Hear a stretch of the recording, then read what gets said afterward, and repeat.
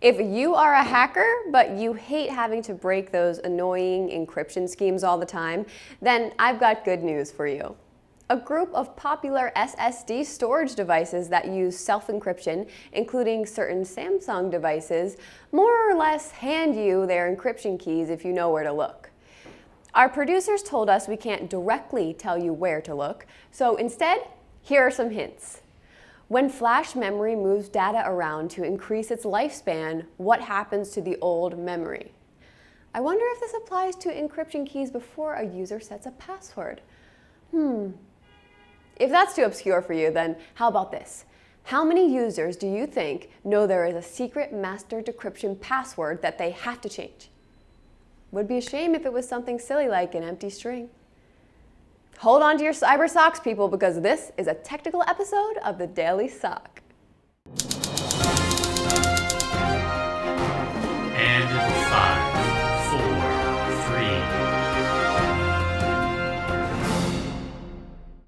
3. In the new MacBooks, Apple has included their T2 security chip that will, and I quote, at some extent, prevent hackers from eavesdropping on your conversations. The chip has the ability to interface with the kernel directly to perform hardware operations like physically shutting off the built-in microphone when you close your laptop. Unfortunately, it does nothing for you when your laptop is open. When Microsoft was asked what their response to the T2 chip is, they announced an official partnership with those high-tech little plastic thingies that can cover your camera but slide back and forth. Next up, video killed the radio. But it seems that buffer overflows will kill the internet radio. The open source streaming media service Icecast, used by many online radio stations, is implemented with a function called SNPrintF that was specifically chosen to protect against buffer overflows. Ironically, Icecast's use of this function is precisely what allows a potential buffer overflow. SNPrintF truncates a string argument down to a desired buffer size, but does not stop a user from positioning the stack pointer with a malicious payload. Let's hope that Icecast can fix this quickly, or at least in the meantime, that hackers have better taste in music than the online DJs playing mumble rap. Finally, Chinese drone company DJI has a security flaw in their web app that could allow hackers to access almost all user information, including video feed and photos taken during flight. The attack is done by abusing a cross-site scripting flaw on the DJI forums. If a user is logged into their account when they click the link, their account will be compromised.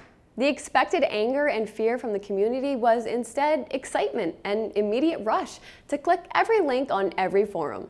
Speculation is that through this attack, users hope that at least hackers will see their experimental and groundbreaking drone footage. And now it's time for Life Lessons with Laura. Rather than a retrospective lesson, this one comes as more of a warning. At this point in the year, we are seeing less frequent high-profile DDoS attacks than usual. Make no mistake, with the holiday season coming up, this is the calm before the denial of service storm.